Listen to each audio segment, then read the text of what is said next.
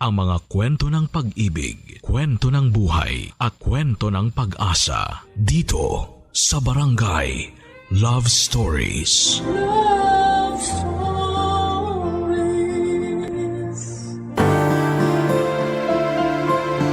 May mga latay sa katawan na mula sa mga sugat ng nakaraan na hinding-hindi maghihilom gaano man kahabang panahon ang magdaan. At sa mga sandali na hindi natin inaakala ay magbabalik sa atin ang mga masasakit na alaala. Ikaw kabarangay, meron ka bang masakit na nakaraan? Dear Papa Dudut, hello po, kumusta kayong lahat? Gusto ko lang samantalahin ang pagkakataon na ito para magpasalamat sa inyong programa na Barangay Love Stories. Marami kasi akong napakinggan dito na mga kwento mula sa mga kabarangay natin na kinapulutan ko ng aral at inspirasyon sa buhay. Kaya nga nasabi ko na lamang sa sarili ko na gusto ko ring magpadala ng storya at magbakasakali na maitampok ninyo sa radyo. Pero bago po ako magpatuloy sa pagkikwento ay gusto ko munang magpakilala sa inyo. Ako nga pala si Carlos, 30 years old at taga Pasig City. Nagtatrabaho ako sa isang BPO company bilang isang agent. Sa edad kong ito ay wala pa akong sariling pamilya bagaman meron akong girlfriend, si Sandra, at plano na naming magpakasal sa susunod na taon. Ngunit hindi istorya ng pag-ibigan namin ang napili kong isalaysay, kundi ang karanasan ko noong kabataan ko sa kamay ng aking nanay, Amanda.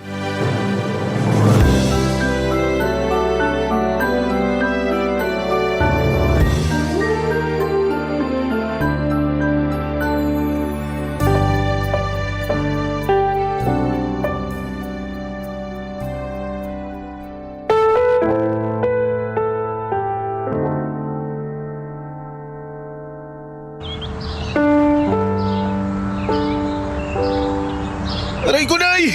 Aray ko, dahan-dahan lang po! Baka matanggal na yung tenga ko sa lakas ng pagkakailan nyo eh! Kung pwede nga lang tanggalin ko yung tenga mo, bakit hindi, di ba? Wala ka talagang kadaladalang bata ka? Pinahihiya mo akong nanay mo eh! Ay, sorry po, Nay! Bitiwan nyo na po ako, parang awa nyo na! Aray! Ayan ang dapat sa'yo! Ayan pa! Ito pa! Aray! Aray! Aray ko! Tama na po! Tama na po, Nay! Masakit na po eh! Masakit? Kulang pa nga yan matapos mo akong ipahiya doon sa barangay gunggong ka! Mantakin mo! Kung matino ka ba namang tao eh, bakit ka magnanakaw ng kaning lamig doon sa karinderya ni Aling Odeng, ha? Sige nga! Hindi ko po matiis yung mga kapatid ko na kanina pa nag-iiyakan dahil sa gutom. At sumasagot ka pa talagang lintik ka! Bakit totoo naman po ah? Bakit kayo nananampal? Kung binibilan nyo na lang po sana kami ng pagkain, hindi kami magugutom. Hindi sana ako magnanakaw. Sige, sumagot ka pa. Ano, ha? Umanda ka sa aking bata ka. Makikita mo, hinahanap mo. Diyan ka lang, ha? Hahanapin ko lang yung... Teka, nasa na ba yun? Dapat nandito lang yun, eh. Dito ko lang yung sinabit, eh. Nay, ano po yung hinahanap nyo? Nay! Ano pa ba? Di yung... Eto! Nakita ko na yung hinahanap ko. Ano po gagawin nyo sa sinturon, Nay? Nay, wag po! Nay! Anong wag, ha? Dapat sa'yo, tinuturuan ng leksyon para matuta! Tama na po, Nay. Para awa nyo na po. Masakit na po. Wala akong awa sa katulad mong matigas ang ulo, ha? Dapat sa'yo, nilalatayan ng sinturon sa katawan para magtanda, ha? Ayun pa! Ayun pa! Ayun Tama pa! na po. Ha? Tama na. Masakit na po. Tama na. Ano? Ha? Sasagot ka pa ba ng pabalang sa akin? Hindi na po. Hindi na po, Nay. Dapat lang yan dahil makakatikim ka ng husto sa akin. Ayaw ko sa lahat yung sinusumbatan ako na para bang hindi mo na yung kausap mo, ha? Ayus-ayusin mo, Carlos. Dahil kaya kitang patayin sa palo. Nagkakaintindihan ba tayo? Sagot! Opo, Nay. Paisit na bata to. Napahiya ako. Tumigil ka na dyan! Kalalaki mong tao! Napakaiyakin mo!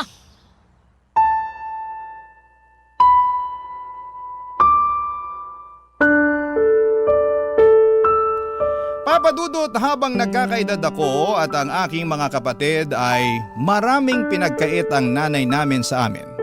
Una na nga doon ang kaligtasan sa loob ng pamamahay namin. Mabigat kasi ang kamay ni nanay at madalas ay nakakatikim kami ng palo sa kanya. At ang paborito niyang ipampalo simula pa lamang noong maliliit kami ay sinturon. Walang araw na hindi ako nalalatayan ni nanay, kaya naman punong-puno ng peklat mula sa sugat na dulot ng hampas at palo niya ang aking katawan. Dahil din sa kahirapan ay wala kaming sapat na makain, kaya kinailangan kong kumayod sa pagtatrabaho para may pambili ng bigas at kakaunting ulam.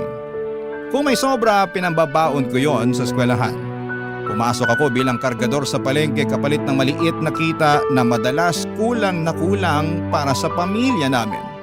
Wala na kasi kaming tatay, iniwan na kami nito matapos mambabae. Si nanay naman ay mabisyo at hindi responsable. Kaya nga bilang panganay, Papa Dudut, ay lalo akong nagsumikap. Tumayo akong magulang sa dalawa ko pang nakababatang kapatid na babae.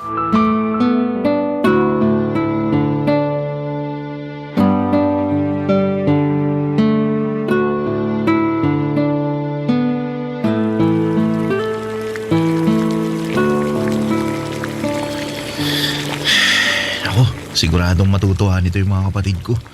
Si paborito nila tong niluto ko. Apritadang manok. Buti na lang, binayaran na ako ni Aling Osang kanina. Nakabili ako ng ulam. Ay, tara ba? Ano ba yun? Puntahan ko na nga muna. Ay, Nay! Ano ba yan, Narciso? Ang lampa mo naman. Ay, di kaya. Buti pa tulungan na kita. Huwag kasi ang sahigang halikan mo. Nandito naman ako. Mamaya ka sa akin. Nay, sino po yung kasama ninyo? Ay, andiyan ka pala, Carlos. Buti pa tulungan mo tong Chong Narciso mo. Dali. Huwag yung pinanonood mo lang kami dito. Ay, Narciso si Carlos, panganay ko. Carlos, ano ba? Tutulala ka na lang ba dyan o tutulungan mo ako rito? Opo. Sige po. Halika, iupo natin siya sa bangko. Opo, Nay. Nagugutom ako. Nakakaamoy ako ng mabango. Ha? Ay, oo nga no. May niluluto ka ba, Carlos?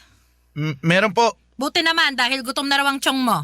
Pero para po kasi sa mga At kailan kita tinuruan maging maramot, Aber? Parang pagkain lang pinagdadamot mo pa. Hala, sige. Pumunta ka doon sa kusina at ipaghain mo kami ng tiyong mo. Nay! Huwag mo akong simangutan ng ganyan, tatamaan ka sa akin.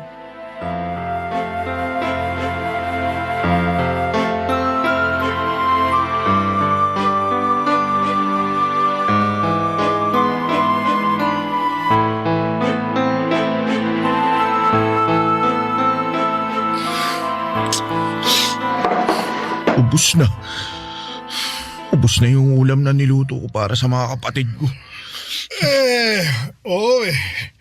Sensya na. Napasarap kain ko. Di naman nasabi ng nanay mo na masarap palang magluto yung anak niya. Oo, kapag may lulutuin. Katulad ngayon. Hindi nyo man lang po ba tinirhan yung mga kapatid ko? Pati yung tinabi ko para sa kanila, kinain nyo rin eh. Aba, parang pagkain lang nanunumbat ka na. Tsaka wala pa naman dito yung mga kapatid mo Di na nila malalaman na nagluto ka. Buti pa, ibili mo na lang sila ng delata. Di naman maaarte yung mga yon. Tsaka, huwag ka nga magsasalita ng ganyan sa Chong Narciso mo. Ha? Matuto ka igalang siya dahil simula sa araw na ito, dito na siya titira sa atin. Carlos. Tama tong nanay mo. Bahay ko na rin to. Bakit po? Kasi boyfriend ko na siya. Siya na ang magiging bagong tatay ninyo. Ano po? Tama. Malapit pa naman ako sa mga bata. Wala kasi akong anak, kaya naman ako na ang magiging tatay ninyo, ha? At ayoko sa lahat, yung palasagot at saka yung matigas ang ulo. Tandaan mo!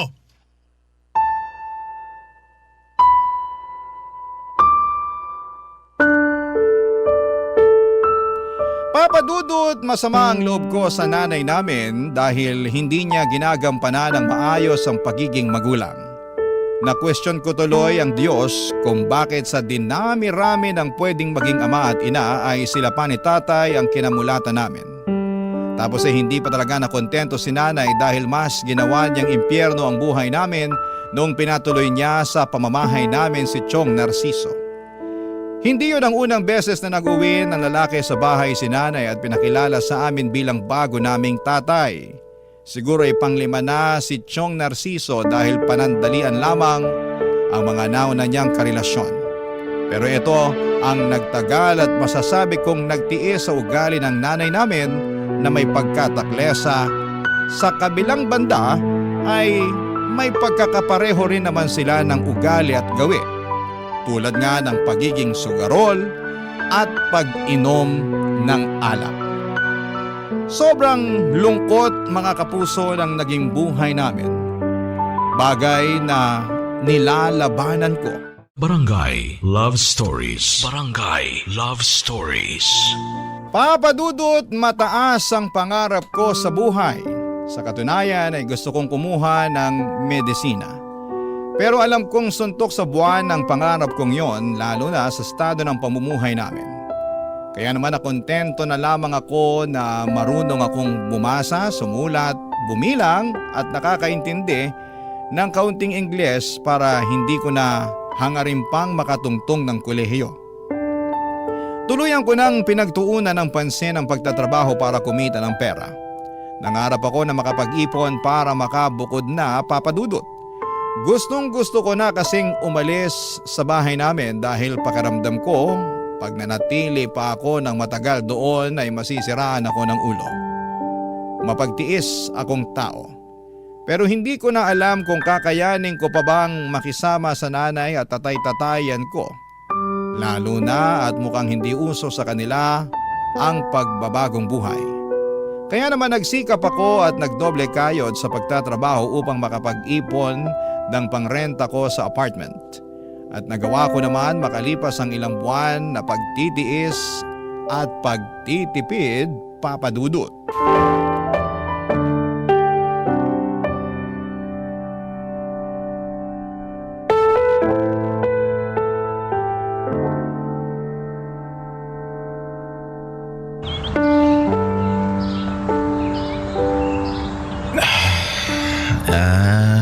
Nay, magpapaalam po sana ako.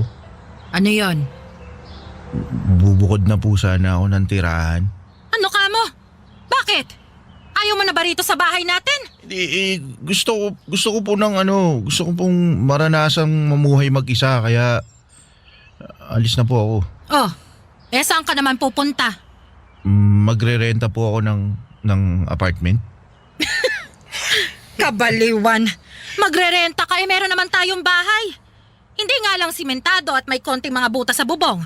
Isama mo na rin yung medyo mainit pagtanghali kasi walang kisame pero wala ka namang binabayaran buwan-buwan. Tapos bigla mong gustong umalis at magrenta na lang. Sira ulo ka ba? Ay nako, naghahanap lang yata ng pagkakagastusan niya anak mo eh. Aba mo ka maraming pera. Hindi po, hindi. Bakit ka nga kasi aalis para magrenta? Siguro ayaw mo nang makita ang pagmumukha namin ng nanay mo ano? Aminin mo na lang kasi, Carlos. Totoo ba yon, Carlos? O baka naman ayaw mo nang mahingan kaya gusto mo na lang umalis. Ay, nako. Ayan naman ang hindi pwede. Kailangan mo pa rin magbigay ha? Kahit hindi ka na nakatira dito sa bahay, Carlos. Bakit po may pinagkakakitaan naman po kayo ni Chong. Ayan, diba? sinasabi ko na nga be.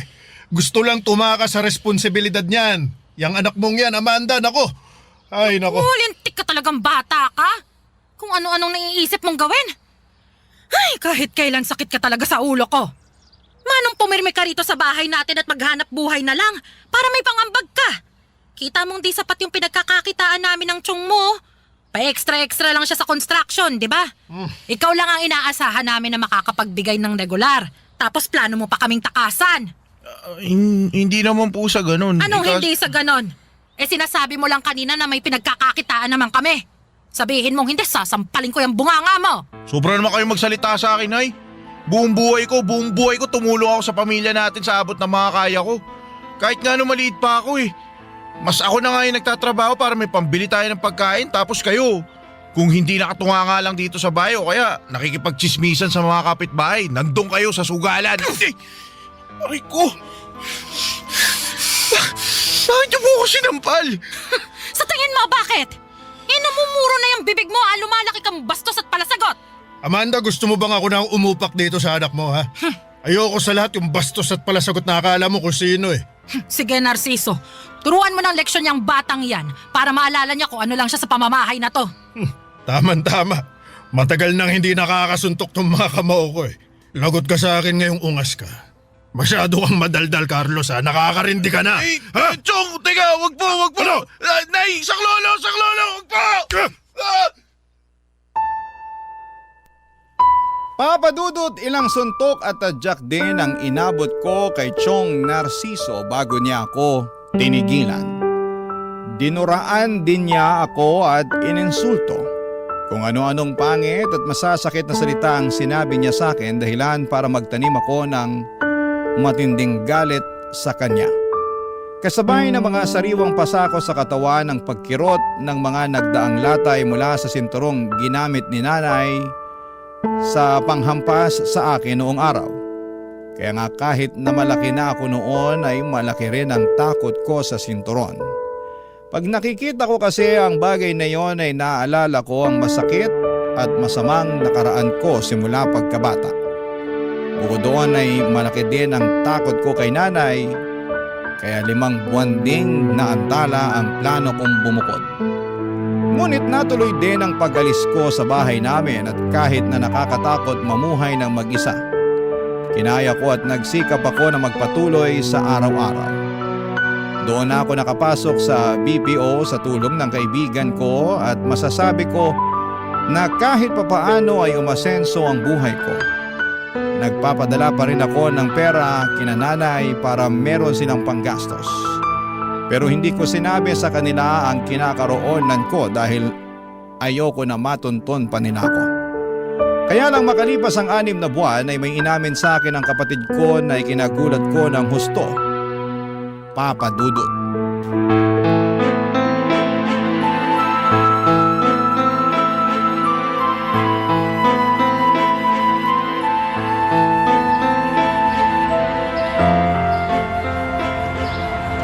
Nasaan na yung Narciso na yun? Ilabas niyo yung tao yun, Nay! Nasaan na? Ano? Ano bang? Ha? Magunos dili ka nga, Carlos! Bakit ka ba nagwawala? Tinanong niyo pa talaga kung bakit? Sa bagay, wala kayong alam o baka naman alam ninyo kung bakit pero wala lang kayong pakialam. Ano ba kasi yon? Nasaan na yung lalaking yun? Ilabas niyo siya, Nay! Wala rito si Narciso. Umalis siya. Ilang araw na rin. Hindi pa siya umuuwi. Ewan ko nga kung bakit eh. Ano bang kailangan mo sa kanya, ha? Bakit mo siya hinahanap? Malaki yung atraso sa akin ng taong yun. Ano nga ang ginawa sa'yo ni Narciso? Sa akin wala, pero sa kapatid ko meron.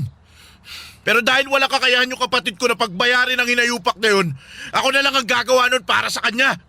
Ha? Ano bang sinasabi mo? Bakit hindi mo na lang ako diretsuhin? Pinagsamantalahan na kinakasama niyong yun yung kapatid ko, Nay. Ano ka mo? Huwag niyo sabihin hindi niyo alam yun. Hindi ko talaga alam. Wala namang sinasabi yung kapatid mo sa akin, kaya... Paano magsasabi yun sa inyo? Kulang na nga lang kalimutan nyo ng mga anak nyo kami. Sa sobra-sobrang pagmamahal nyo dun sa lalaking yun. Di ba? Di ba mas kinakampihan nyo pa siya kaysa sa amin? Huwag nyo sabihin hindi. Ako mismo naranasan ko noon nung nandito pa ako. Alam nyo kasalanan nyo kasi talaga to eh. Ano? Bakit ko naman to naging kasalanan? Kasi kayo yung nagpatuloy sa lalaking yun dito sa pamamahay natin.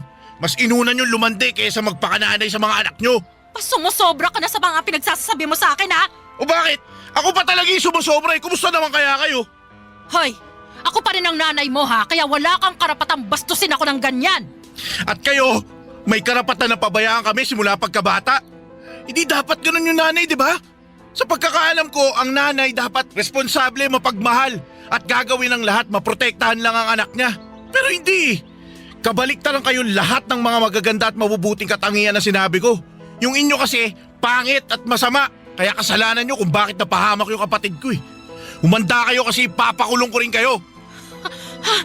Bakit kasama ako? Carlos naman, huwag mo namang gawin yun. Nanay mo pa rin ako eh.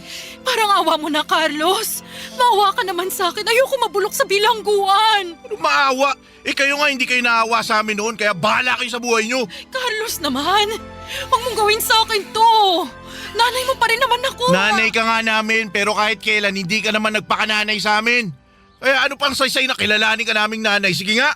Wala, di ba? Wala! Papa Dudut, galit na galit ako sa nanay ko dahil pakiramdam ko ay hinayaan lamang niya na mapahamak ang kapatid ko sa kamay ng kinakasama niya. Kaya naman sinisisi ko siya ng husto sa mga nangyari at kinamuhian pagkatapos. Bukod doon ay sinisisi ko rin ang sarili ko dahil mag-isa lamang akong tumakas noon sa poder ng nanay namin. Dapat ay sinama ko pala ang mga kapatid ko at hindi ko sila iniwan. Desidido na ako noong sampahan ng kaso ang tatay-tataya naming si Narciso, kaya lang bigla naman siyang inatake sa puso at tuluyang natulog sa kamatayan. Para sa akin, kulang pang kabayaran yon sa kanyang pagkakasala kaya naman hindi ako tuluyang natahimik. Paulit-ulit kong hiniling na sana'y masunog sa impyerno ang kaluluwa niya. Abot langit ang galit ko sa taong lumapastangan sa kapatid ko. Hindi ko rin naman maihabla si nanay dahil naawa ako nung nakita ko siyang nagluluksa sa biglaang pagkamatay ng kinakasama niya. Pero andun pa rin yung matinding galit sa puso ko para sa sarili kong ina, Papa Dudut. Barangay Love Stories. Barangay Love Stories. Papa Dudut, nagdesisyon akong kuhanin sa poder ng nanay namin ang dalawa kong kapatid. Bagay na mariin niyang tinutulan noong una. Marami siyang sinabi at nagmakaawa siya na kesyo pag umalis kami ay maiiwan na lamang siyang mag-isa. Sinumbatan ko siya na wala naman siyang kwentang nanay at hindi naman niya kami kayang ipagtanggol laban sa ibang tao. Kaya nga naging bingi ako at hindi ko pinakinggan ang panambitin niya. Umalis kami ng mga kapatid ko sa poder niya at pinabayaan siya. Nangako ako sa mga kapatid ko na gagawin ko ang lahat upang mabuhay kami ng payapa. Makaraan nga ang 1 taon ay inamin sa akin ng pangalawa kong kapatid na nakausap niya ang nanay namin at gustong gusto raw akong makita. Nung una ay nagalit pa ako sa kapatid ko dahil pinagbawalan ko na silang makipag-ugnayan ulit sa nanay namin. Pero pinaintindi nila ng bunso namin na kailangan kami ni nanay, Papa Dudut. Kaya nga kahit labag sa kalooban ko, pumayag akong bumalik sa dati naming tirahan at nadatnan ko doon ang nanay namin na may kargang sanggol, Papa Dudut.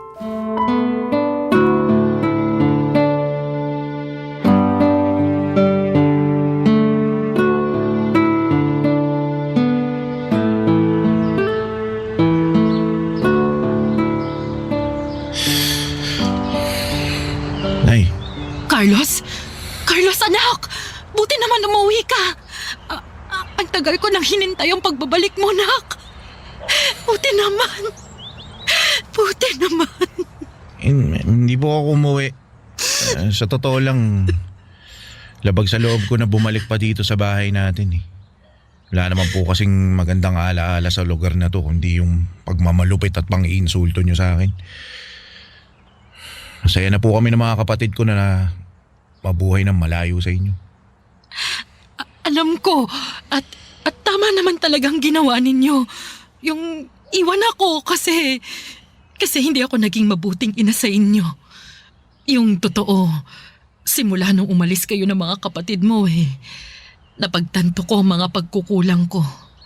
At walang araw at gabi na hindi ako umiiyak at nagsisisi sa mga kasalanan ko sa inyo, anak. Lagi kong dasal sa may kapal na sana isang araw umuwi kayo rito sa bahay natin. Dahil hindi ko naman alam kung saan ko kayo pupuntahan. Hindi ko naman alam kung saan kayo hahanapin dahil tuluyan na kayong lumayo sa akin. Pero hindi pa rin ako nawalan ng pag-asa. Umasa ako na magkikita pa rin tayo, na makikita ko pa rin kayo. Kaya nga, araw-araw kong inaabangan ng mga kapatid mo sa eskwelahan nila eh. Gusto ko kasi sana kayong makausap, anak. Gusto ko kayong makita. Para saan pa? Di ba pinabayaan nyo na kami? Noon pa man parang ayaw nyo na sa amin kasi pabigat lang kami sa inyo eh. Tapos ngayon na umalis kami, nagpakalayo-layo. Tsaka nyo kami biglang gusto makita. Mahanap. Para humingi ng kapatawaran. Ay, wala na ring saysay. Wala na, Nay. Alam ko naman yun pero gusto ko pa rin subukan. At saka nakakahiyaman pero nangangailangan din kasi ako ng tulong eh. Wala naman akong malapitan. Wala akong mahingan. Galit na sa akin yung mga kapitbahay natin, anak eh. Tapos, wala naman tayong kamag-anak dito sa malapit. Eh kung ako lang naman kaya ko namang tiisin eh.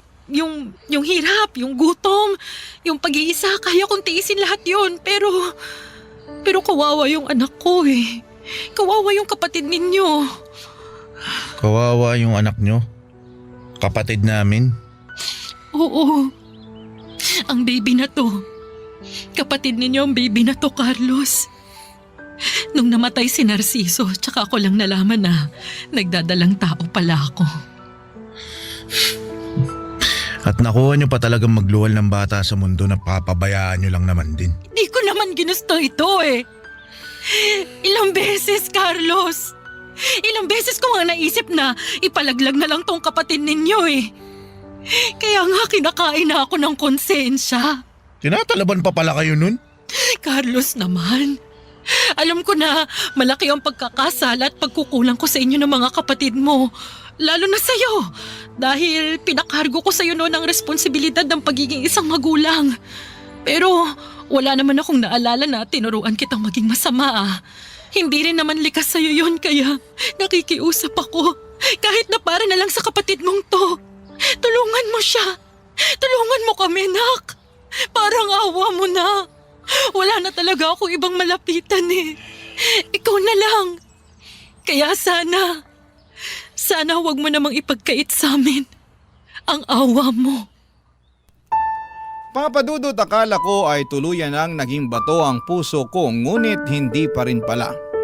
At napatunayan ko yon noong nakaramdam pa rin ako ng habag sa nanay ko at sa sanggol na kapatid namin sa dati niyang kinakasama na si Chong Narciso. Naawa ko ng husto sa sitwasyon nila at kahit na ayoko na muling pabalikin siya, sa buhay ko ay pansamantala kong kinalimutan ang mga kasalanan niya sa amin. Oo, kinupkup ko ang nanay at kapatid ko at pinatira sa nirerentahan naming apartment kung saan naninirahan din ang dalawa ko pang kapatid na babae. Nagsama-sama ulit kami at nakita ko naman ang pagbabago ng nanay ko. Pero hindi pa rin ako ganon kakomportable sa presensya niya. At kahit na ginagawa naman niya ang lahat para mapatunayan na nagbago na siya ay hindi pa rin mawala sa akin ang takot na baka anumang sandali ay maaari niya ulit kaming saktan. Mabilis na lumipas ang maraming taon at nagkaroon ng karamdaman ang nanay namin. Pagkatapos ay na-stroke pa siya, hindi lang isang beses kundi 2 ulit pa. Dahilan para maparalisado ang ibabang bahagi ng kanyang katawan, Papa Dudut.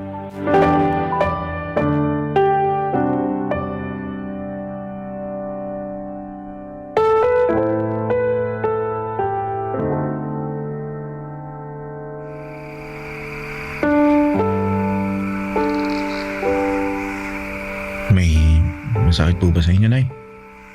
Meron. Pero hindi katawan ko.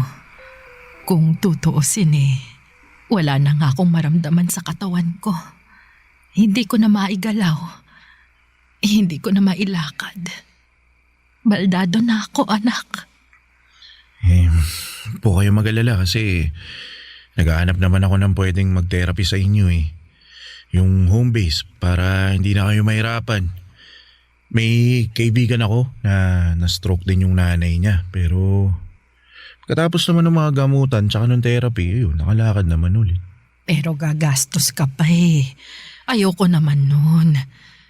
Nahihiya na nga ako sa'yo, anak.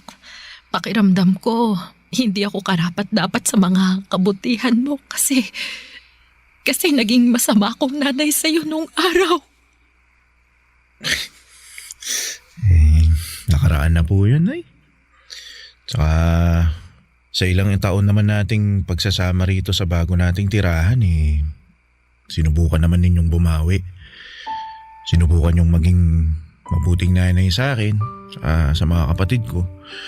Kahit na nung una, naiilang ako tsaka hindi ako sanay.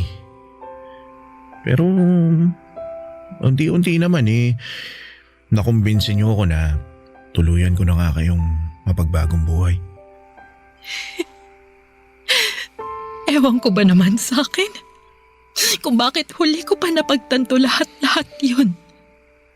Kung kailan nasaktan na kayo ng husto ng ibang tao at ng mismong mga kamay ko. Sa tuwing nakikita ko yung mga peklat ninyo sa katawan, dulot ng mga latay ng sinturo na hinahampas ko sa inyo nung araw natutulog ang puso ko. Hinayaan ko kayo na mapahamak at abusuhin ng ibang tao dahil naging mahina at makasarili ako. Araw-araw, Carlos. Araw-araw, inihingi ko ng tawad sa Diyos ang mga kasalanan ko sa inyo. At ngayon na may sakit na ako, pakiramdam ko, ito na yun.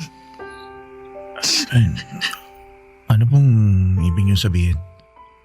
Ito na yung kabayaran ko sa mga kasalanan ko sa inyo. Ang tuluyan ng mawala sa mundong ito.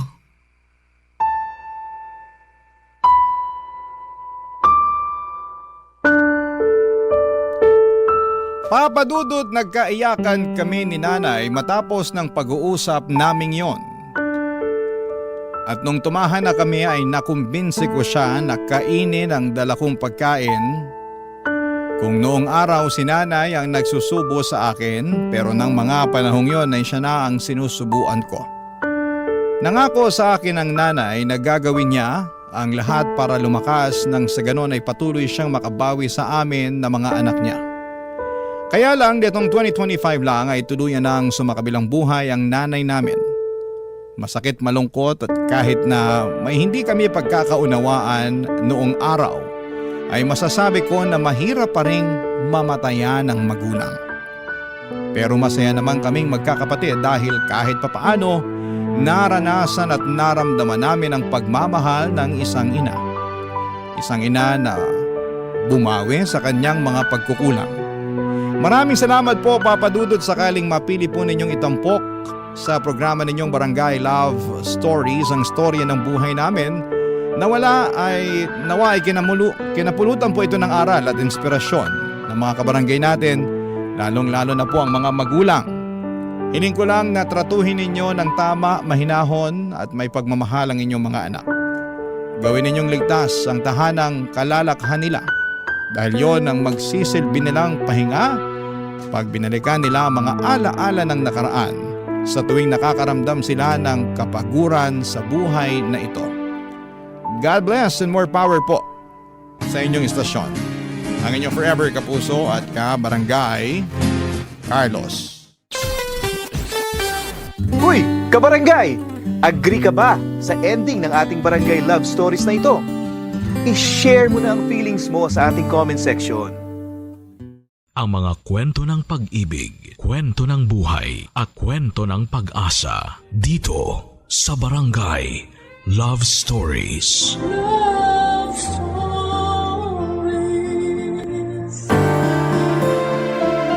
Kapag nagtanim tayo ng kasipagan at pagtsatsaga, mas matamis ang aanihin nating tagumpay sa buhay. Bagaman hindi mawawala ang mga pagsubok, importante na meron tayong determinasyong gawin ang lahat at determinadong puso. Ikaw kabarangay, anong handa mong gawin matupad mo lamang ang mga pangarap mo? Dear Papa Dudut, hindi lahat ng tao ay nabibigyan ng pribilehiyo upang maging madali ang pag-abot ng kanilang mga pangarap sa buhay. Mayroong iilan kabilang nakoroon na kailangang doblehin ang sipag at tiyaga, dugo at pawis upang umani ng pagtatagumpay. Kaya nga hindi sapat na marunong lang tayong sumuntok para matalo natin ang mga hadlang sa katuparan ng ating mga pangarap. Bagkus, dapat ay marunong din tayong pumadyak. Bago ko po ipagpatuloy ang pagkukwento ay gusto ko munang samantalahin ang pagkakataon na magpasalamat sa programa ninyong Barangay Love Stories. Marami-rami na rin akong napakinggang storya ninyo online na nakaka-inspire. Lalong-lalo na nga kapag ang tema ay tungkol sa pamilya at pangarap. Nakaka-relate ako doon kaya naman nag-decide akong magbahagi na rin ng sarili kong kwento, Papa Dudut. Tawagin niyo na lamang po ako sa pangalang Lawrence. 28 years old at 3 taon nang nagtatrabaho dito sa The Netherlands bilang software engineer. Hindi madali ang pinagdadaanan ko noon bago ako nakatungtong dito. Kaya nga masasabi ko na biggest success and achievement ko talaga ang makapag-ibang bansa at matulungan ang pamilya ko sa Pilipinas. Mahirap lang din kasi kami noong araw. Madalas salat kami sa pagkain kaya naranasan naming magutom. Panganay ako sa 5 magkakapatid at 17 years old pa lamang noon si Nanay Esper nang pinagbuntis niya ako at 18 years old naman siya noong pinanganak ako. Tapos ay naging sunod-sunod ang pagbubuntis at panganganak niya hanggang umabot na kami sa 5. Kaya kahit bata pa ako ay natuto na akong alagaan ng mga kapatid ko at tumayong ama sa kanila, lalo pat walang kakayahan ng aming tatay. Magsisimula ang aking paglalahad noong 18 anyos ako, Papa Dudut. Tubong Antipolo, Rizal ang aming pamilya.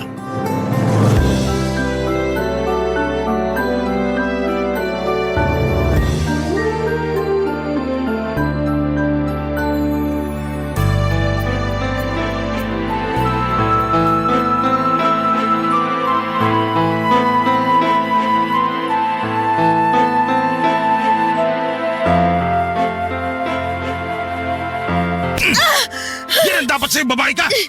Bakit ka ba nananampal, Lando? Tatanong ko pa talaga, ha? Isa ang kulit-kulit mo! Nakakatulig na yung bunganga mo! Tinatanong lang naman kita kung nasaan ang sahod mo, nananakit ka na kagad dyan. Di ba sinabi ko na ang wala? Paano wala sahod mo kahapon? Sa walang natira, magagawa mo! Paano walang natira? Saan napunta yung sinahod mo? Kainis naman to! Daming tanong! Malamang magtanong ako. Kita mo yung lagayan natin ng bigas? Wala nang laman, nakatiwangwang na. Ikaw pa naman yung klase ng tao na magagalitan kapag wala tayong nasasaing. Sinong hindi magagalit nakakapagod magtrabaho? Tapos pag uwi ko sa peste bahay na to, walang pagkain na nakahain! Mga sabi ka ng peste, kala mo mayaman tayo? Yung kakapirasong sahod mo, winawaldas mo lang sa kung saan-saan, kaya wala kang maibigay sa pamilya natin. Sigurado ang winaldas ko sa kung saan-saan? Oo, kasi hindi mo nga masabi kung saan napunta Yan ang hirap sa'yo, tamang hinala ka. Hindi ba pwedeng binayad ko lang sa utang ko sa kumpare ko? Kasi naniningil na yung kumag? Binayad daw. Sana nagtira ka pa rin para sa atin. Day off ko naman. Pwede ba patahimikin mo akong babae ka? Bakit ka naninigaw? Nay, tay, nagsisigawan na naman kayo. Nagising ako sa away niyong dalawa Oh, gising na pala tong magaling mong anak. Aba Lawrence, tanghali na Tirik ng araw sa labas. Pero ikaw may panis na laway pa. Tigilan mo nga si Lawrence. Huwag mo siya pagbalingan ng galit mo. At sino gusto mong pagbalingan ko? Ikaw! Sige! Teka, tay, huwag niyo po sasaktan si nanay. Yan kasing nanay mo, masyadong mapapel. Paano ako naging mapapel kung inaawat ang kitang saktan ng anak mo? Nay, huwag na po kayong sumagot para di na magalit si tatay. Oh, makinig ka sa anak mo, Esper. Kanina pa nagagalit yung tatay mo. Akala mo kung sino? Siya na nga tong walang perang maibigay sa akin para sana dito sa bahay. Siya pa tong galit at nananakit. Hindi pa ba sapat yung ingay ng bunganga mo para magalit ako? Hirap sa'yo. Parang hindi mo naririnig sarili boses mo, kaya hindi ka naiingayan. May karapatan naman po pala si nanay na magbunga nga eh. Wala pala kayong naiabot na sweldo sa kanya kaya siya ganyan. Ano sinabi mo? Narinig niyo naman po yung sinabi ko eh. Tay, wala na po tayong maisaing. Ubus na yung bigas kahapon pa ng tanghali. Sinubukan namin umutang sa tindahan pero nagalit sa amin yung tindera. Nakiusap lang si nanay kaya pinautang siya. Nangako si nanay na magbabayad siya ngayong araw pagkasahod nyo. Kaya siya nagbubunga nga kasi wala kayo na ibigay na sahod, di wala siyang may pambabayad sa tindahan, lalo magagalit sa amin yung tindera. At bakit ka ganyan magsalita sa akin? Baka nakakalimutan mo tatay mo ako? Hindi ko po nakakalimutan yun. Pero baka kayo po yung nakakalimot na magpakatatay sa pamilyang to. Ah, ganon. Gusto mo rin yata masampal katulad ng nanay mo? Wag na wag mo sasaktan ang anak ko, Lando! At bakit hindi? Bastos yung anak mo! Tama naman si Lawrence eh! Hindi ka marunong magpakatatay sa pamilya natin, kaya wala kang karapatang mainsulto! Hindi ka pa talaga nadala sa sampal ko? Gusto mo pa yatang dagdagan ko eh! Umalis ka na lang kung mananakit ka! Aalis talaga ako! Umuwi lang naman ako para kumain sana. Pero mukhang wala rin ako mapapala sa pamamahay na to! Kakain ka pa eh, wala na nga kami makain dito! Eh di sama-sama tayo mamatay sa gutom! Peste buhay naman to oh! Ikaw ang peste sa buhay namin! Ako ba talaga? Ako pa, Esper? Oo, ikaw! Sino pa ba sa tingin mo? Ako? Yung anak mo? Malamang ikaw! Ay! Pinagtutulungan niyo talaga ako, no? Ewan ko sa inyo! Papa Dudut, hindi na bago sa akin ang eksena kung saan ay nag-aaway ang mga magulang ko ng dahil sa pera. Bata pa lamang ako ay gano'n na sila, Papa Dudut. Akala ko ay masasanay na ako pero naririndi pa rin ako sa tuwing nagbabangayan sila. Minsan kampi ako kay tatay kasi nakakabinging manermon si nanay. Pero madalas ay kumakampi ako sa nanay ko dahil totoo naman ang lahat ng mga sinasabi niya tungkol sa tatay namin. Mabisyo kasi ito at magastos. Kaya laging kulang o minsan ay wala pa itong naibibigay na pera para pang gastos namin sa bahay. Nagtatrabaho sa atelier bilang mekaniko ang tatay ko, Papa Dudut. Si nanay naman ay taong bahay. Gustuhin man niyang tumulong kay tatay sa pagtatrabaho ay hindi na siya magkanda-ugaga sa pag-aasikaso sa aming magkakapatid. Noong lumaki na kami ay tumanggap na ang labahin si nanay para naman may pinagkakakitaan siya. Pero hindi yun regular at kung meron lamang nagpapalaba. Sinamahan na rin niya ng pamamalantya or pagkaplantya para may dagdag kita.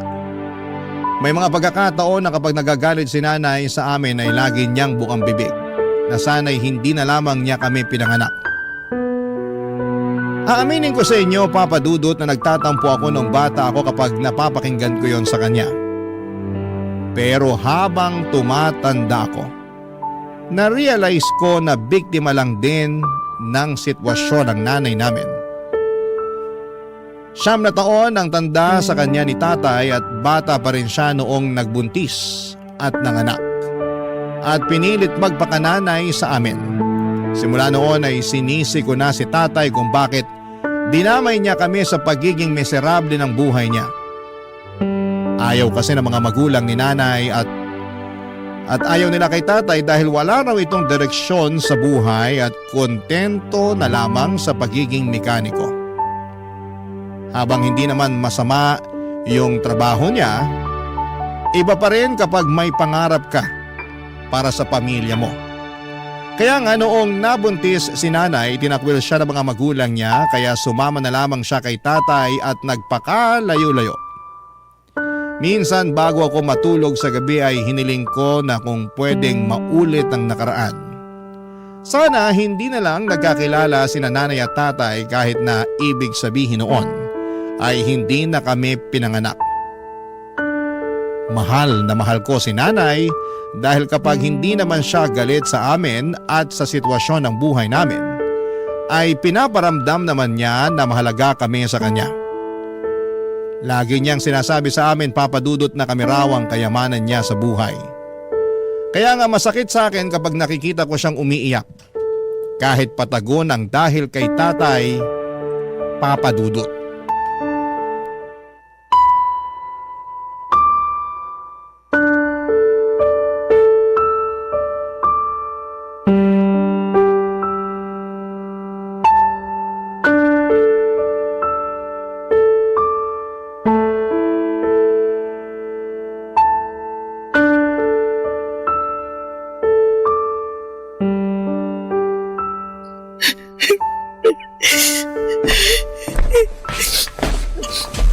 Oh, Nay! Ba't po kayo umiiyak? Ha? Hindi ako umiiyak. Sa akin pa talaga kayo magsisinungaling. Kitang-kita yung pamumulan ng mga mata nyo. Halatang halata na galing kayo sa iyak. Nakalimutan kong binata ka na pala. Hindi na kita maloloko katulad nung bata ka pa lang. Kaya nga sabihin niyo na po sa akin yung rason kung bakit kayo umiiyak. Baka sakali makatulong ako. Yung magaling mo kasing ama. Naalaman ko sa mga tsismosa nating kapitbahay na may nilalanding ibang babae. Bagong tindera daw ng barbecue dun sa tapat na lagi niyang binibilhan. Pumupunta pa raw dun sa talyer para ihatid ng personal sa tatay mo yung binili niyang inihaw. Totoo po ba yan, Nay? Hindi ko alam pero kilala ko yung tatay mo eh. May pagkababaero.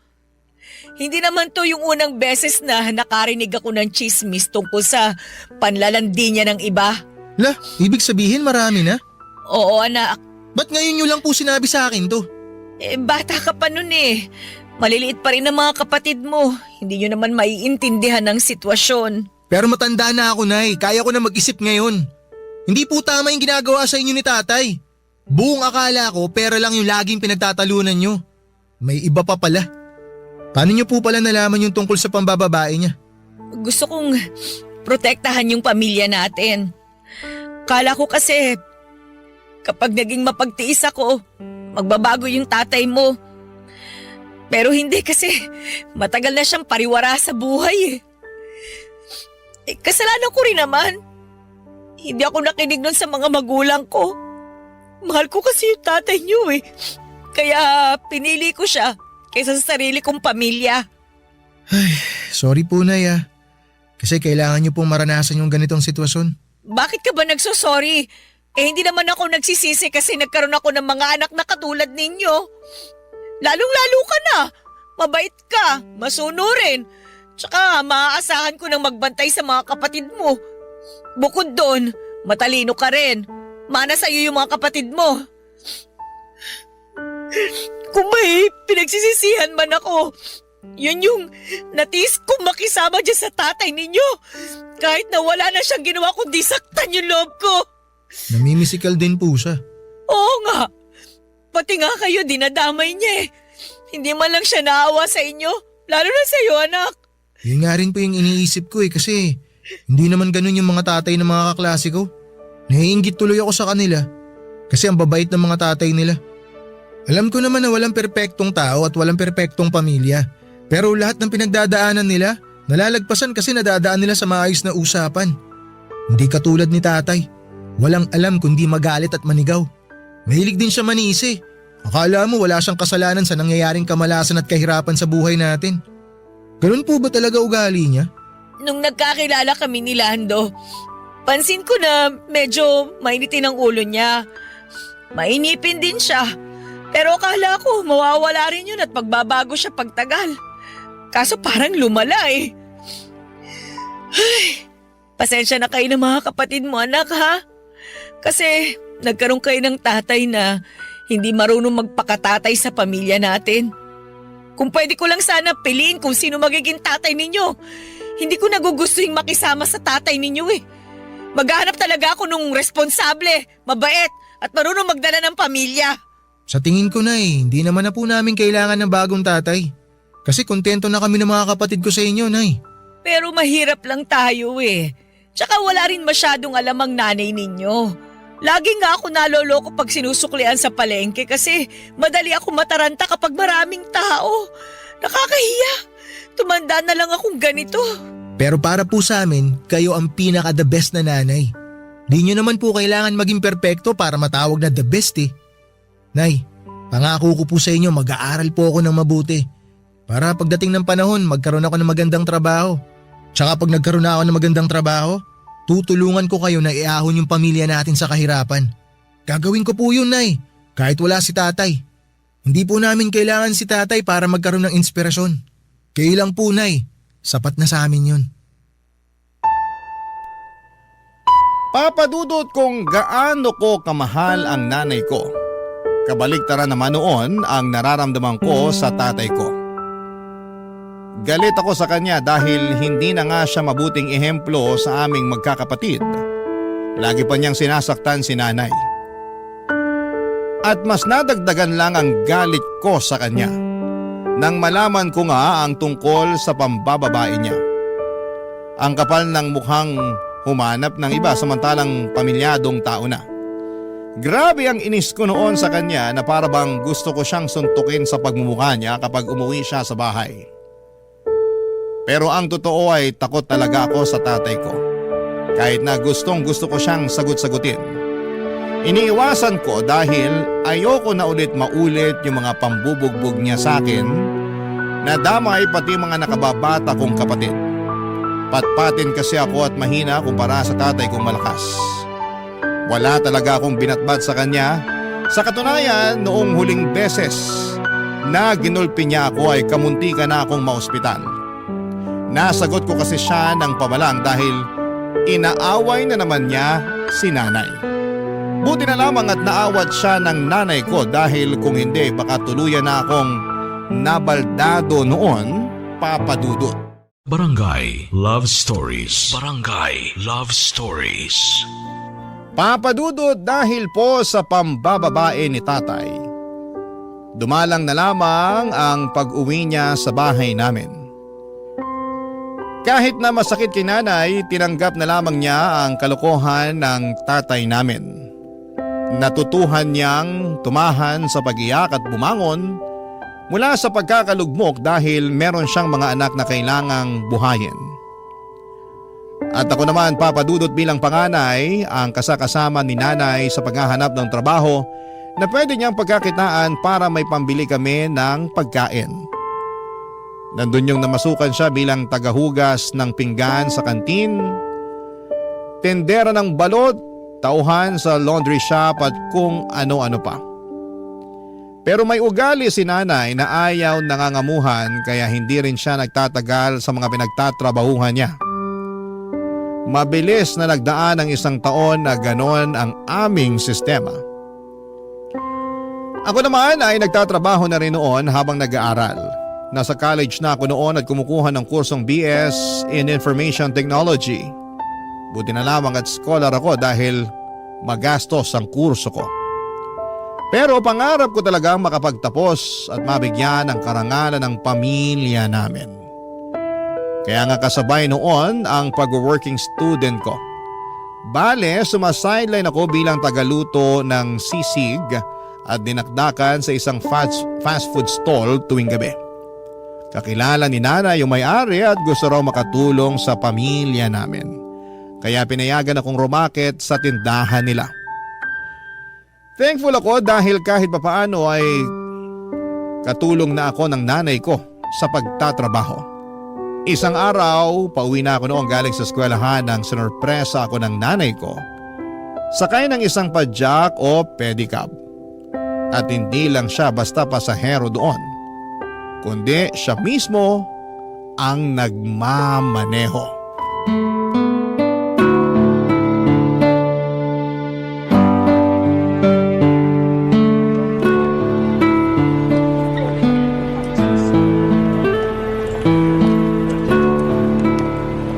Nay, ito na po yung fishball nyo. Salamat, nak. Kain muna tayo. Gutom na ako eh. Sige, Nay, kain lang kayo. Astig talaga nitong pedicab. Kanino pala to, Nay? Sa akin. Sa inyo? Oo. Binenta sa akin ni Mang Nicanor. Nakatambak lang kasi sa garahe nila eh. Binili ko na. Ayos pa naman. Naisip ko, gagamitin ko sa pamamasada. Magpe-pedicab driver po kayo? Oo, bakit naman hindi? Kaya ko yun. Kaso di ba panlalaking trabaho yun? Baka mahirapan kayo, Nay. At bakit naman ako mahihirapan? Pipidan lang naman ako. tingnan mo, nakarating nga ako rito sa eskwelahan mo para sunduin ka't ibida sa'yo tong pedicab na binili ko. Ang ganda, no? Opo, maganda nga po. Tingnan mo, nak. Oh, nilagyan ko ng picture nyo ng mga kapatid mo. Para kapag napapagod ako titingnan ko lang yan, gagaan na ulit ang pakiramdam ko. Nak, si nanay ng bola pa. Pero Nay, seryoso, sigurado kayo kaya nyo talaga mag-pedicab? Aba, oo naman. Palagay mo sa nanay mo, uugod-ugod na. Hoy, 37 anyos pa lang ako, ano? Alam ko naman po yun, pero nag-aalala pa rin ako sa inyo Parang mas magaan pa yung dating yung trabaho sa laundry shop kesa sa pagpasada. At least dun, Nay, hindi kayo naiinitan. Hindi nga pero lagi namang mainit ang ulo ng bisor namin. Kala mo talaga kung sinong tagapagmana ng laundry shop na yon. Ang sama na ugali. Tapos wala pang galang sa akin, mas matanda ako sa kanya. Ah, talaga po? Kaya ba umalis kayo dun? Oo, kasi hindi ko na talaga matagalan ng ugali. Ayoko naman patulan, baka masakal ko. Si nanay talaga. Biro lang. Hindi ako nananakal, no? Hindi ko nga nasakal ang tatay mo kahit gustong gusto ko na Pero matagal-tagal ko na rin kasing pinag-iisipan na umalis doon. Sakto, nakapag-ipon naman ako ng kaunting pera at yun nga yung pinambili ko nitong pedicab. Ibang klase po talaga kayo. Hanga ako sa inyo kasi ang sipag-sipag nyo, Nay. Aba, hindi pwedeng tumigil sa pagtatrabaho dahil ako na ngayon ang nanay at tatay sa bahay natin. Pero buti na lang din at nandiyan ka anak. Tinutulungan mo ko kaya gumagaan yung buhay natin. Late nga lang po na itutulong ko sa inyo kasi nag-aaral pa ako. Pero kung hihinto po ako sa pag-aaral, makakahanap po ako ng full-time na trabaho. Ano ka ba? Yung ibang ang kaedad mo hindi pinagtatrabaho ng mga magulang nila Pero ikaw, nagbabanat ka na ng buto habang nag-aaral. Ayoko nga sana na pagtrabahuhin ka. Pero gusto mo naman, kaya pinagbigyan na kita. At malaking tulong talaga yon para sa pamilya natin, anak. Walang kaso kahit magkano pa yung kinikita mo. Hindi naman ako naghahangad ng malaki tsaka may trabaho naman ako Gusto ko, unahin mo pa rin ang pag-aaral mo para makapagtapos ka. Alam mo naman na pangarap ko yan sa inyong magkakapatid, di ba? Opo, Nay. Kaya nga po nagsisikap ako para mabigyan kayo ng karangalan. Naniniwala ako sa kakayahan mo kasi matalino ka Pero wag mo rin naman masyadong pilitin ang sarili mo, ha? Balita ko kasi mas mahirap daw sa kolehiyo Hindi naman ako nakatungtong dyan kaya hindi ko masabi. Pero base lang naman sa kwento ng mga kakilala kong may mga anak na nasa kolehiyo katulad mo. Kaya nga ang payo ko lang, ayos na sa akin kung ano yung makayanan mo. Basta tapusin mo yung pag-aaral mo. Kasi alam mo anak, wala naman akong kayamanan na pwedeng ipamana sa inyo bukod sa edukasyon. Tatandaan ko po lahat ng mga payo nyo sa akin. Dapat lang, kasi para sa'yo rin yun. Oh, teka, ubos mo na ba yung fishball mo? Opo, kauubos ko lang. O tara na, sakay na. Dadaan pa tayo sa palengke para bumili ng bigas at ulam. Meron akong kaunting kinita mula sa pamamasada kanina Makakabili tayo ng fried chicken. Sige po, gusto nyo, Nay? Ako na po magmamaneho? Kayang-kaya ko to. Ako na, kaya ko na ito. Umupo ka na lang dyan at mag-relax ka. Nay, salamat po talaga kasi nandyan kayo para sa aming magkakapatid. Ano ka ba? Hindi naman ako mawawala katulad ng tatay mo.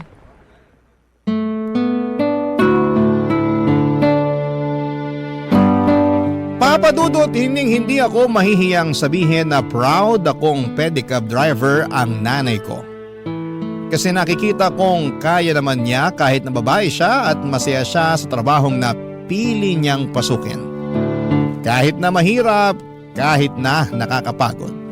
Walang hindi kayang gawin si nanay dahil inspirasyon niya kaming magkakapatid. Kitang-kita ko ang alab ng determinasyon sa mga mata niya.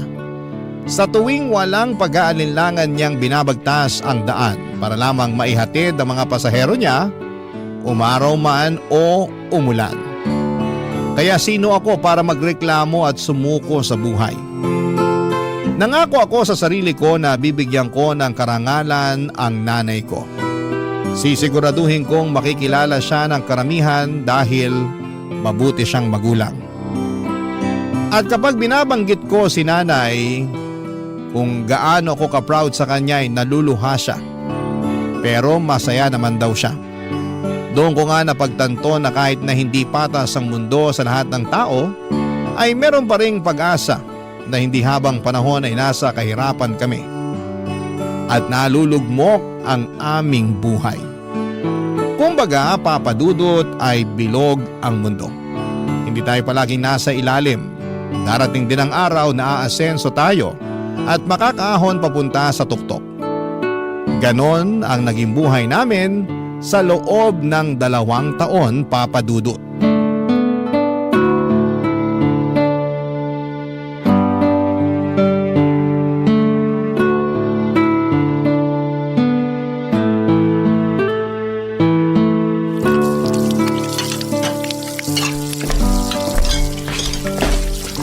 Nay, ako na po maghuhugas ng pinggan. Ako na anak. Galing ka pang trabaho eh. Baka mapasma ka. Kayo rin naman, galing pa kayo sa pamamasada. Ano naman? Pa ako naman ang pumipidal, hindi naman itong kamay ko. Si nanay nakuha pa magbiro eh. Ay, totoo naman, di ba? Sige na, matulog ka na doon. May pasok ka pa bukas. Mamaya na po, di pa ako inaantok. Kwentuhan po muna tayo habang binabalatan tong mangga na dala nyo. Pabot po ako ng kutsilyo, Nay. O, ito anak. Salamat po. Ano bang gusto mong pagkwentuhan? Kumusta po kayo sa trabaho nyo, Nay? Sa pamamasada? Ay nako di masaya. Marami na nga akong suki eh. Mas gusto nila sumakay sa pedicab ko, lalo na yung matatanda kasi maingat daw ako magpatakbo. Hindi katulad yung ibang driver na harabas. Kala mo kung sinong hari ng kalsada. Ay ayaw, natutuwa na rin naman ako. Masaya po ako para sa inyo, Nay, na natutuwa kayo sa trabaho nyo. Pero hindi po ba dapat na lagi po talaga kayong maingat? Kasi kapag... Esther! Teka, Esther, buksan mo nga ang tayo pinto! na. Ako na po magbubukas ng pinto, Nay. Sandali, baka kung anong gawin niya sa'yo. O, Tay, ano pong ginagawa nyo rito? Oh, yung magaling ko palang anak to. Sagutin nyo yung tanong ko, anong sabing ginagawa nyo rito? Ano ba pakialam mo? Kakausapin ko nanay mo. Tumabi ka nga dyan sa daanan. Parang-harang ka. Aray! Esther! Ano bang kailangan mo, Lando? Nabalitaan ko, nagpapadya ka na raw ah. O ano naman ngayon sa'yo? Aba, porke kumikita ka na ng sarili mong pera, niyayabangan mo na ako? Hindi kita niyayabangan. Tsaka bakit ka ba nandito? At bakit hindi? Masama na bang umuwi sa sarili ko pamamahay? 3 taon kang hindi umuwi sa bahay na to kasi pinili mo yung babae mo. Tapos magtatanong ka kung masama bang umuwi ka rito? Paano ko sabihin kong oo? Hindi ko akalain na tumapang-tapangan na rin sa 3 taon na wala ako rito ah. Dati-rati takot na takot ka sa akin eh. Hindi na ako takot sa'yo ngayon. Naranasan na namin na pabayaan mo. Nabuhay naman kami nang wala ka. Tapos babalik ka? Para ano? Makisama sa amin? Para manggulo? Kahit ano pa yung dahilan mo, hindi ka na welcome sa pamamahay na to. Wala kang karapatan na paalisin ako rito. Kasi tatay niyo pa rin ako. Wala na kaming tatay. Matagal na kayong patay para sa amin. Anong sinabi mo? Baka gusto mo makatikin na suto ko. Sige, subukan mo. Akala mo yata hindi ako gaganti sa'yo eh. Aba, matapa ka na nga talaga. Lando! Lawrence, tumigil nga kayo! Tuturuan ko lang ng leksyon to anak mo. Napakahayop mo talaga, Lando! Ang kapal na mukha mo, saktan ng anak ko! Masyado kasi siyang pakilamero. Sira ulo ka pala eh! Pumunta ka lang talaga dito para manggulo! Umalis ka na! Matapang ka na rin ha. Balik ka rito para masakal kita. Bitiwan mo si nanay! Bitiwan mo ako! Hindi ako makahinga! Hindi mo bibitiwan si nanay? Hindi ka pa rin kasi nagbabago. Hindi mo ba? Masyado ko pa rin madaldal. Bitiwan mo yung hawak mong kutsilyo! Kasi sumusobra na itong taong to eh! Huwag mo akong subukan dahil kayang-kaya kita saktan! Kaya umalis ka na dito sa bahay namin! Kapal na mukha mo magpakita dito! Ayan na. Binitiwan ko na nanay mo. Bitiwan mo na rin ako, Chilo anak. Baka madulas ka, maisaksak mo sa akin yan. Pagkatapos mo kaming iwan, babalik ka na lang ng ganon? Kapal na mukha mo! Kampun ka ng demonyo! Tapos mananakit ka pa't manggugulo dito? Mabuti pa umalis ka na! Bumalik ka doon sa pinanggalingan mo! Umalis ka na, Lando! Ayaw ka na naming makita at makasama ng mga anak mo! Hoy! Bibilang ako ng 3! Dapat nakalabas ka na ng pinto ng bahay na to! Di ako nagbibiro sa'yo, sasaktan talaga kita! 1! 2! Ito na nga lalabas na. Mga linti kayo. Magsama-sama kayo sa impyernong lugar na to! Dami pa sinasabi! Malis ka na!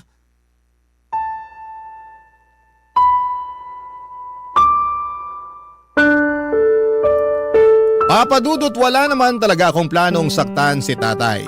Gusto ko lamang siyang takutin dahil sumusobra na siya. Hindi namin akalain na uuwi siya ng gabing yon at gulat na gulat kami nila nanay na parabang nakakita kami ng bangkay na muling nabuhay. Pero ang mas lalong nagpatindig ng aming mga balahibo ay ang kakapalan ng mukha ng tatay namin na umuwing nakakainom. Wala sa katinuan at manggulo. Simula kasi nang umalis siya sa amin, 3 taon nang nakakalipas ay wala na kaming naging balita pa sa kanya. Kung may naririnig mang kaming sabi-sabi tungkol sa kinakaroonan niya, ay wala na rin kaming masyadong pakialam. Total ay ginusto niyang umalis at iwanan kami, kaya dapat ay panindigan niya ang desisyon niyang yon. Kaya nga ng gabing yon, matapos kong sumabog sa galit sa tatay ko, ay tuluyan na niyang iniwan ang bahay namin. Kahit papaano ay nalungkot pa rin ako kasi baka yun na nga ang huling pagkikita namin. Umiyak din si nanay at ang mga kapatid ko na nagising sa komosyon, pero kinabukasan ay nag-decide kami na kailangan pa rin naming magpatuloy sa buhay. Kumbaga, isasanayin na lang ulit namin ang sarili namin na hindi kasama si tatay. Ang mahalaga, Papa Dudut, magkakasama kami nila nanay at ng mga kapatid ko. Para sa akin, para sa amin, yun na ang pinaka mahalaga. Barangay Love Stories. Barangay Love Stories. Papadudot, nabalitaan din pala namin na tumira si tatay sa kabilang barangay lang kasama yung babaeng pinalit niya kay nanay. Sa katunayan ay may mga anak na sila at bumalik siya sa pagtatrabaho sa talyer. Umalis kasi siya noong unang taon na umalis na papadudot na hindi na siya masaya at epektibo sa kanyang trabaho. Yun pala ay nandun siya sa babae niya sa Bulacan. Pero wala na kaming pakialam sa kanya at sa buhay na pinili niya nang hindi kami kasama. Galit pa rin ako sa tatay ko at kung minsan ay naiisip ko na kapag nakasalubong ko siya sa daanan ay baka masuntok ko siya ng kaliwat kanan sa mukha nito. Pero mabuti na lamang at hindi naman nangyari yon kasi baka masabihan akong walang respetong anak sa magulang ko, wala ding respeto sa amin. Tulad ng dati, pinagpatuloy namin ang pamumuhay. Kapag hindi ako naka-duty sa food stall at kapag wala kaming klase sa araw, ako ang nagpapadyak para naman makapagpahinga si nanay. Sa sobrang sipag niya kasi madalas na siyang dapuan ng sakit tulad ng ubo at sipon. At ang malala doon ay lagnat. Paano ba naman ay sinusuong niya ang araw at ulan, makapamasada lamang. Nangihinayang kasi siya sa kikitain niya, kaya hindi niya priority ang pagpapahinga. Bukod doon ay marami pa rin kasi kaming utang na binabayaran. Halimbawa noon ay yung sa tindahan, Papa Dudut.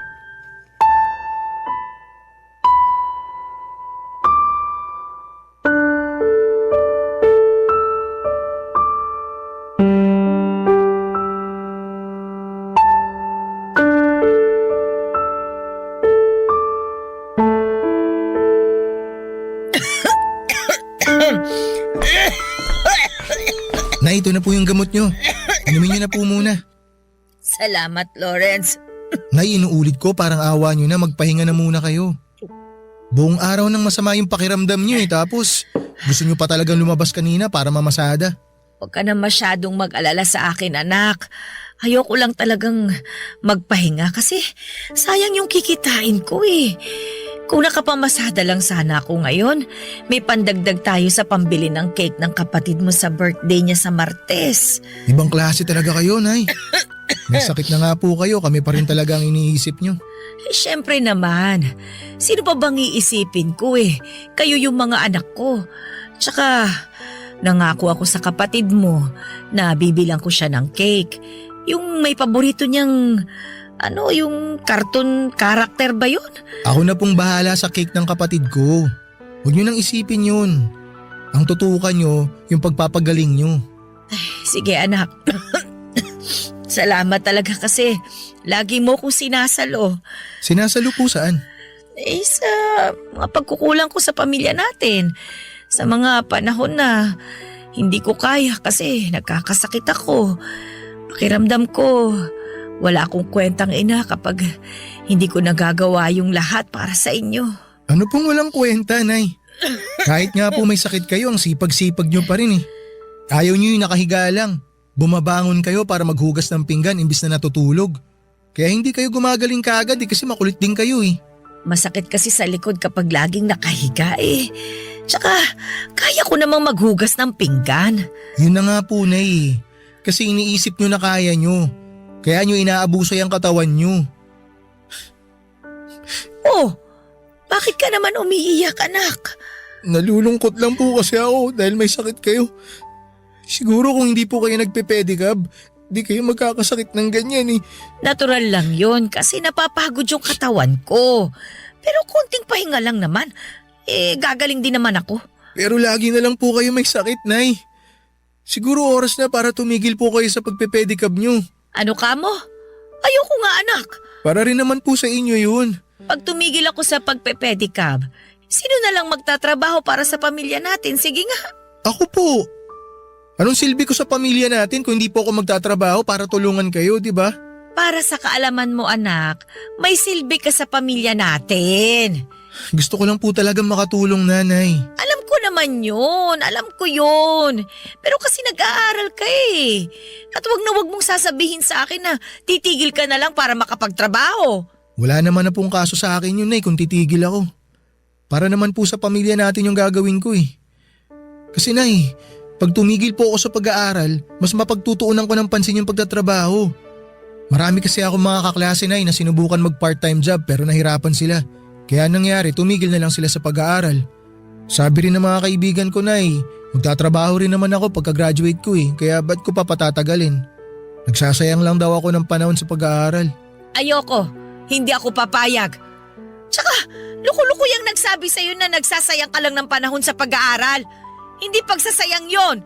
Dahil pag nakapagtapos ka, mas malayo ang mararating mo. Nay naman. Basta ayoko. Yung pagtatrabaho habang buhay yan. Yung pag-aaral ilang taon lang naman. Nay, payagan niyo na po ako. May lagnat lang naman ako pero gagaling din naman ako. Hindi naman tumalubhang sakit para tumigil ako sa pagtatrabaho. Tsaka, konting panahon na lang makakapagtapos ka na sa pag-aaral mo. Ngayon mo pa talaga naisipang huminto? Luko-luko ka pala talagang bata ka eh. Nag-aalala lang naman po ako sa inyo, Nay. Ay, pasensya na po kayo, Nay. Naiinip lang po kasi ako eh. Gusto ko na makatulong sa pamilya natin. Gusto ko na po makatulong sa inyo na mag-provide para hindi naman po kayo nahihirapan na magtrabaho. Naawa na po kasi ako sa inyo eh. Ayaw ko po na may mangyaring masama sa inyo, Nay. Lalo na pumapasada kayo. Nakakatulong ka sa pamilya natin. Ako ang nanay sa ating dalawa. Ako dapat ang magtrabaho ng husto para sa atin. Hindi ikaw. Dahil nag-aaral ka pa nga eh. Basta anak, sikapin mo na makapagtapos ka. Ilang taon na lang naman yan. Pasasaan din ba at magbubunga rin yung paghihirap natin kapag nakapagtapos ka na? Sige po, Nay. Pero dapat magpagaling na po kayo ha. Ipangako niyo po sa akin yun. Oo, magpapagaling ako para hindi ka na rin masyado mag-alala dyan. Pangako yan, anak. Papadudot, nag-usap pa kami ni nanay ng ilang minuto bago siya inantok dahil na rin sa gamot na ininom niya. Nang makatulog na siya ay hinalikan ko ang kanyang noo at umusal ng panalangin sa Diyos na sana'y pagalingin na niya ang nanay ko. Tapos ay saglit kong tinitigan si nanay habang inaalala yung mga pinag-usapan namin. Hindi pa rin siya nagbabago. Kahit na may sakit na siya ay punong-puno pa rin ng pag-asa ang mga mata niya na balang araw ay mapagtatapos niya kaming magkakapatid sa pagpapadyak niya. Kaya nga kahit mahirap, kahit na minsan ay nawawala na ako ng dahilan para tapusin ang pag-aaral ko, ay binabalikan ko lahat ng pinagdaanan namin upang makahanap ng rason kung bakit kailangan kong makapagtapos. Kapag binabalikan ko kung paano kami nagsimula ay nabibigyan ako ng pag-asa upang lalong magsumikap sa aking pag-aaral. Laging sinasabi sa akin ng nanay ko na habang may buhay, may pag-asa. Hindi man yon nakikita ng ating mga mata pero nararamdaman naman yon ng ating puso, lalo na sa tuwing nagdarasal tayo sa Diyos. May pag-asa sa bawat sulok ng maliit naming tahanan. May pag-asa sa mga hikbi ng magulang na nakikiusap sa Panginoon na iligtas ang mga anak nila sa kapahamakan at bingit ng kamatayan. May pag-asa sa bawat pagsisikap ng isang tao na merong pangarap na gustong tuparin pagdating ng panahon. At may pag-asa sa bawat pagpadyak ng aking nanay. At totoo nga dahil pagkalipas ng 2 taon, makakapagtapos na ako ng pag-aaral.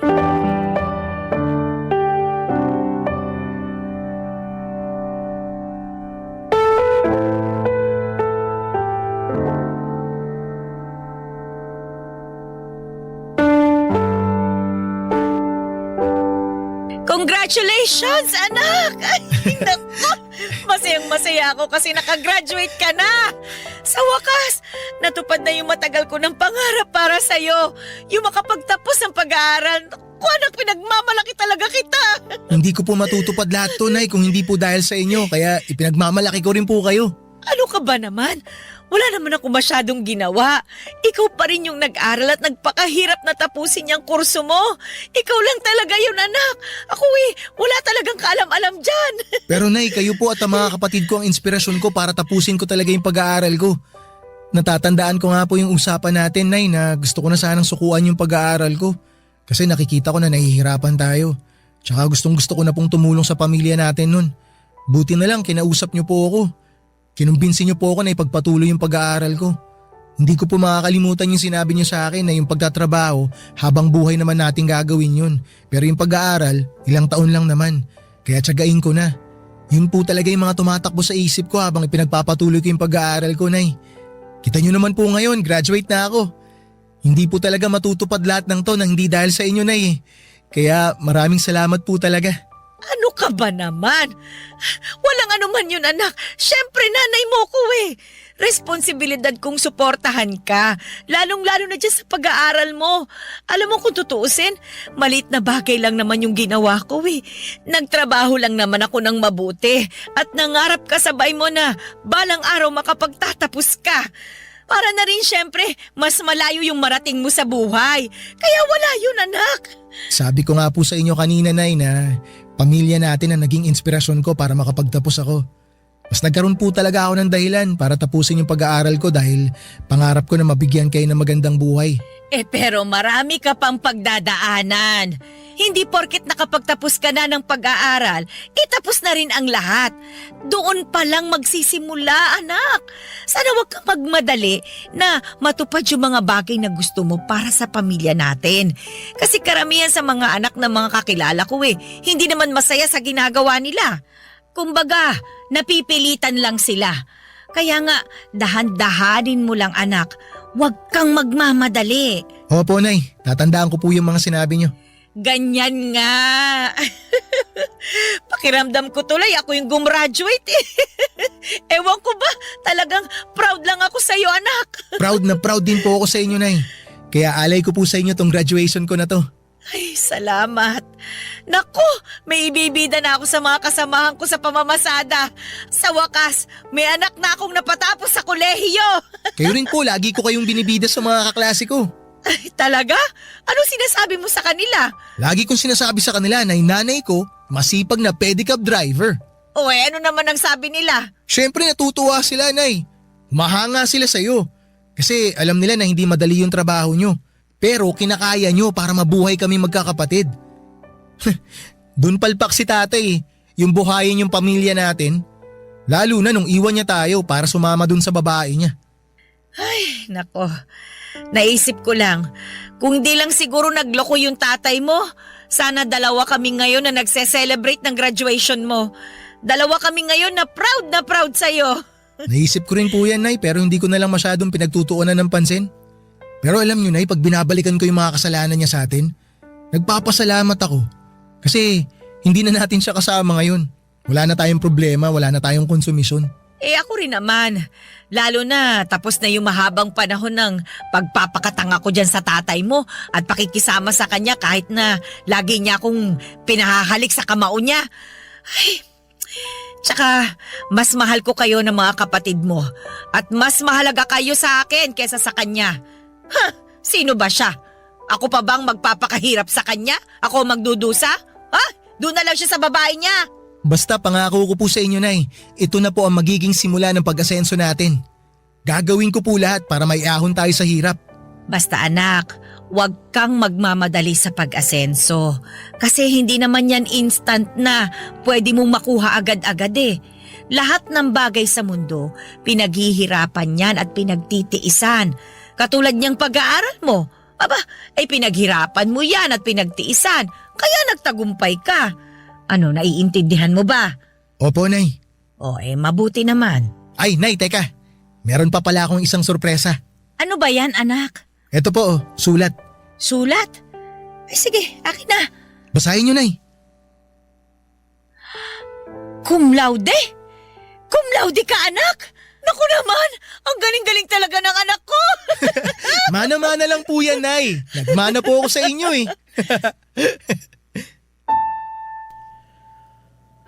Papa Dudut, proud akong nakapagtapos bilang cum laude at inalay ko ang tagumpay ko na yon sa pinakamamahal kong nanay. Ipinangako ko sa kanya ng araw na tinanggap ko ang aking diploma at medalya na yun na ang simula ng pagbabago ng aming buhay. Bagaman hindi pa rin naman naging madali ang pinagdaanan ko sa paghahanap ng trabaho, hindi ako sumuko dahil pinalaki ako ng nanay ko na palaban at hindi nawawala ng pag-asa. Kaya naman hindi nagtagal ay nakapasok naman ako sa isang private company sa Quezon City. Tumagal din ako ng 1 taon doon bago ako nabigyan ng opportunity na makapagtrabaho abroad, bagay na hindi ko na nga pinalagpas pa. Sa kasalukuyan, kahit na malayo ako sa pamilya ko hanggang ngayon ay pinoprotektahan pa rin ako ng mga panalangin ng nanay ko. Pakiramdam ko ay ligtas ako araw-araw, lagi pa rin naman akong tumatawag sa kanila dito sa Pilipinas. Nakapagpundar na kami ng sarili at maayos naming bahay. Nakapagtapos na rin sa pag-aaral ang iba kong mga kapatid. Hindi na nagpapadyak si nanay dahil meron na siyang pinagkakabalahang food stall. Kung tatanungin ninyo ako kung may balita ako sa tatay namin ay meron kasi nalaman namin na nagkaroon siya ng malubhang sakit sa baga. Tapos walang-wala rin sila ng kinakasama niya. Kaya may nakapagsabi sa akin na lagi raw siyang nakasilip sa dati naming bahay. Naawa naman ako sa sitwasyon niya kaya ako na yung nakipag-communicate sa kanya. Humingi siya ng tawad sa akin noong nagkausap kami sa tawag. Pinatawad ko na rin naman siya kasi ayokong habang buhay magtanim ng galit sa kanya. Nangako rin ako na tutulungan ko siyang magpagamot sa sakit niya. Kaya lang po papadudot nitong nakaraang buwan, noong August 2024 ay tuluyan na rin pong pumanaw ang tatay ko. Hanggang dito na lamang po ang sulat ko, Papa Dudut, at maraming salamat sakaling mapili po ninyong i-ere sa programa ninyong Barangay Love Stories. Sana po ay kinapulutan po ito ng aral at inspirasyon ng mga kabarangay natin, and God bless and more power sa Barangay LS 97.1. Ang inyong forever kapuso at kabarangay, Lawrence. Barangay Love Stories. Barangay Love Stories. Napakasakit na nangyari kay letter sender. Pero buti sa uli, naging maayos pa rin ang buhay niya. Anong say mo sa Barangay Love Stories na ito? Pagkwentuhan natin sa comment section yan. Nagustuhan ng iyong napakinggan? Ituloy yan via live stream sa www.gmanetwork.com/radio.